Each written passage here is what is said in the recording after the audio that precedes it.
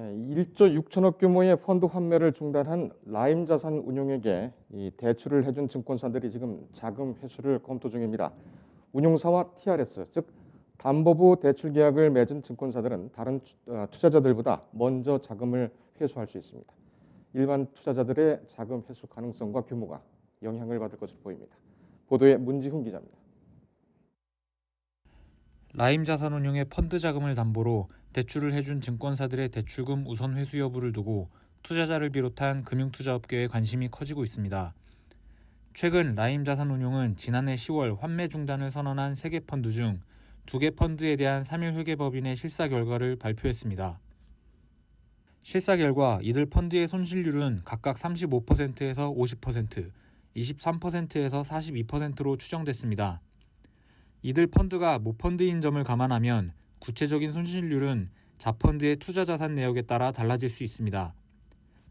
라임자산운용은 해당 자펀드 운용과 관련해 증권사들과 TRS 계약을 맺은 상태입니다. TRS 계약은 증권사가 운용사의 펀드 자금을 담보로 돈을 빌려주는 일종의 대출입니다. 운용사는 이를 통해 전체 펀드 자산을 키워 수익률을 높이는 방식으로 활용해왔습니다. TRS 계약 증권사의 행보에 눈이 쏠리는 것은 펀드 자산을 처분할 때 일반 투자자보다 선순위로 자금을 회수할 수 있기 때문입니다. 운용사와 TRS 계약을 체결한 증권사는 계약에 따라 자금을 가장 먼저 회수할 수 있습니다. 라임자산운용과 TRS 계약을 체결한 신한금융투자, KB증권, 한국투자증권 등 3개 증권사는 계약에 따라 자금을 우선 회수할 수밖에 없다는 입장입니다. TRS라는 정당한 거래기법에 대한 계약을 체결했는데 이를 제대로 이행하지 않는다면 배임 소지가 발생할 수 있다는 겁니다. 때문에 증권사들은 라임자산운용이 제안한 협의체 구성에도 응하지 않았습니다. 협의체에 참여하는 것만으로도 손실을 어느 정도 분담하겠다는 뜻으로 비춰질 수 있는 점을 우려했기 때문입니다. 일각에서는 금융당국이 나서야 한다는 의견도 나오지만 가능성은 낮습니다. TRS 계약이 라임자산운용과 증권사 간의 계약인 만큼 금융당국이 개입할 법적 근거가 부족합니다.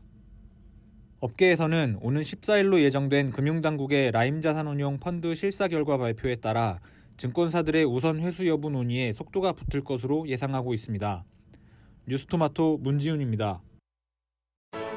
인터넷에 떠돌아다니는 수많은 뉴스 기사. 아직도 포털에서 일일이 검색하세요?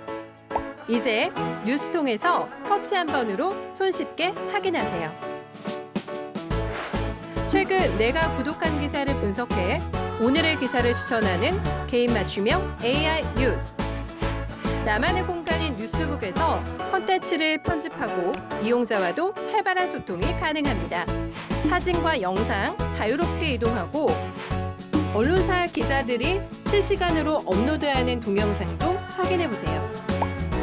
더 풍성하고 새로워진 뉴스통. 지금 바로 만나보세요.